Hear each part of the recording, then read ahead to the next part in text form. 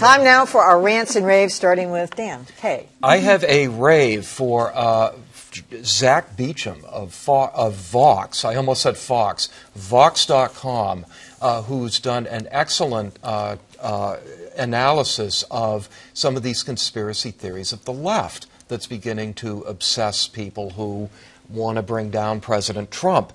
He talks about the Russia sphere, and you've got people such as Louise Mensch and something called the Palmer Report that are just constantly pushing these absurd theories. They reported this week that Trump had been indicted.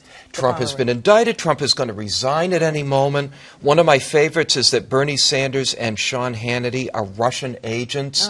And people who are obsessed with bringing down Trump are just sharing this stuff all the time on Facebook. And we often tend to think of fake news as being primarily a problem of the right, but, you know, it's out there on the left, too. There. Caveat emptor. Watch out for this crap. Hey, these are the family viewing hours. You can't say that on WGBH. The FCC will open an investigation. It's already happened. I want to rave for Philip Bump of the Washington Post. We have some video here that you guys are going to see as I discuss this. Some of it is violent and upsetting, but what he did is he took this video of the car carrying President Erdogan of Turkey right after his visit with Donald Trump this past week. He linked the video to this horrific scene in which Erdogan's security detail was beating on anti-Erdogan protesters who had gathered lawfully across the street. And what Philip Bump did, and you have to read it to get all this, he made a very persuasive case that that violence was instigated at the request of President Erdogan. And he goes through, he talks you through the video, he timestamps it. It is very persuasive. And this is something where you've seen kind of rare bipartisan outrage. John McCain, Dianne Feinstein, others have said this should not be allowed to occur on American soil when a foreign leader comes and visits us. It's worth a read. Everyone should Google it and check it out. Take a look. Thanks, Adam. Kelly.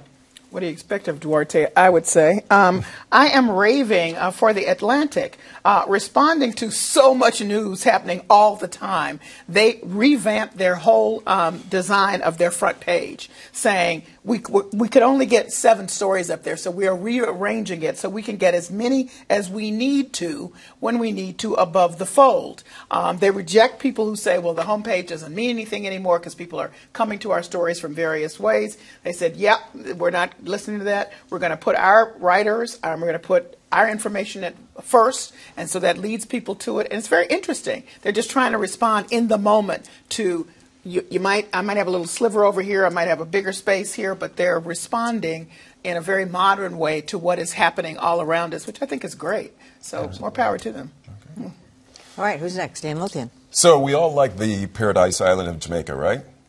Right? Good enough. Yeah, exactly. My family comes from Jamaica, and so this caught my attention when the Minister of Education has been throwing around this idea that social media in Jamaica should be regulated.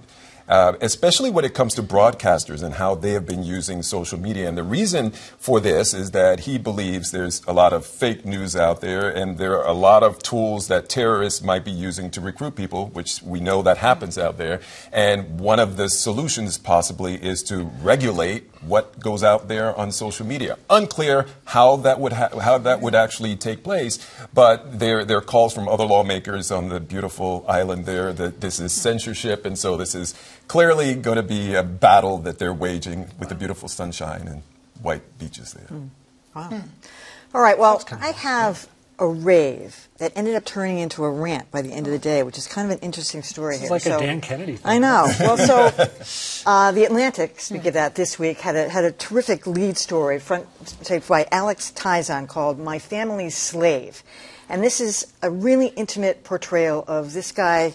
And his mother was given a Filipino girl when the girl was only 9 years old, lived with this family for decades and decades, and was the family slave.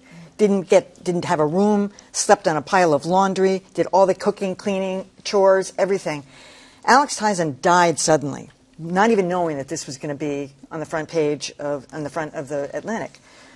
But when another reporter from the Seattle Times, is where I'm shifting to the rant, saw this, she was horrified, because when this slave named Eudisha Pulido died 6 years ago, Alex called his friend at the Seattle Times and asked her to do an obit, which, you know, why would you do an obit? Did a lengthy obit about this woman.